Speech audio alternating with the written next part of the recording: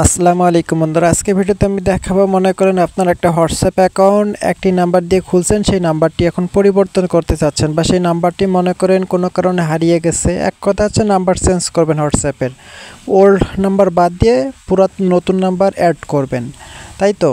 তাহলে আজকের এই ভিডিওটি আপনার জন্য। কথা না বেরিয়ে চলুন শুরু করা যাক। তো এটি কাজ করতে হলে আপনার একটি অ্যান্ড্রয়েড ফোন লাগবে এবং হোয়াটসঅ্যাপ থাকতে হবে এবং অবশ্যই ফোনে ডাটা কানেকশন অথবা ওয়াইফাই থাকতে হবে।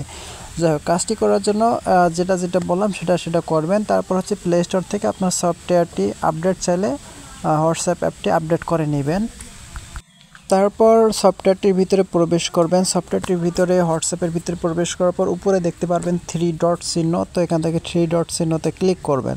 3 ডট চিহ্নতে ক্লিক করার পর এখানে দেখতে পারবেন সেটিং অপশন। তো এখানে সেটিংয়ে ক্লিক করবেন। সেটিংয়ে ক্লিক করার পর এখানে দেখতে পারবেন অ্যাকাউন্ট নামে একটি মেনু আছে। তো এখান থেকে আপনারা অ্যাকাউন্টে ক্লিক করবেন। তো অ্যাকাউন্টে ক্লিক করার পরে তারপরে এরকম ইন্টারফেস শো করবে। এখানে চেঞ্জ নাম্বারে ক্লিক করবেন। চেঞ্জ নাম্বারে ক্লিক করার পর এখানে নেক্সটে ক্লিক করবেন। তো নেক্সটে ক্লিক করার পর এরকম ইন্টারফেস শো করবে। এখানেই হচ্ছে মূলত মেইন কাজ। তো এখানে আমি সুন্দরভাবে বুঝাই দিচ্ছি। এখানে দেখতে পারবেন যে ওল্ড নাম্বার মানে হচ্ছে আপনার যে নাম্বার হোয়াটসঅ্যাপ অ্যাকাউন্ট খোলা আছে সেই নাম্বারটা আপনারা প্রথমে ঘরে বসাই দিবেন। আচ্ছা, ওটা বসানো হয়ে গেলে এখন যে নাম্বার মানে নতুন নাম্বারটা অ্যাড করতে যাচ্ছেন অ্যাকাউন্টটা ডিলিট না করে, তো নতুন নাম্বার যেটা বসাবেন সেটা হচ্ছে দ্বিতীয় নাম্বার ঘরে যে অপশনটা চাচ্ছে নাম্বার চাচ্ছে, তো সেই ঘরে আপনারা নাম্বারটা বসাই দিয়ে আপনারা এখান থেকে নেক্সটে ক্লিক করবেন। তো নেক্সটে ক্লিক করার পরে আপনাদের ফোনে একটা এসএমএস যাবে। তো এখানে দেখতে পাচ্ছেন যে শেয়ার, তো এটা আপনারা জাস্ট এটা অ্যালাউ করে দিবেন। তারপর অল কন্ট্যাক্ট করে দিয়ে তারপর এখান থেকে ডানে ক্লিক করবেন।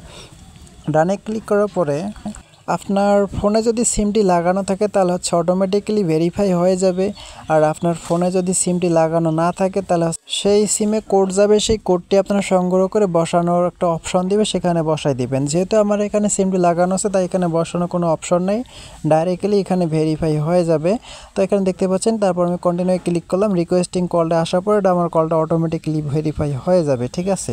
তো এইভাবে সাধারণত একটি হোয়াটসঅ্যাপ অ্যাকাউন্ট ডিলিট না করে হোয়াটসঅ্যাপ অ্যাকাউন্টের নাম্বার চেঞ্জ করতে হয়। তো এই ছিল আজকে ভিডিওটি ভালো লাগলে আমাদের ইউটিউব চ্যানেল সাবস্ক্রাইব করবেন। আপনি আমাদের ইউটিউব চ্যানেল সাবস্ক্রাইব করে থাকলে আপনাকে অসংখ্য ধন্যবাদ। ভিডিওটি ভালো লাগলে আপনার বন্ধুদের কাছে শেয়ার করে দিতে পারেন।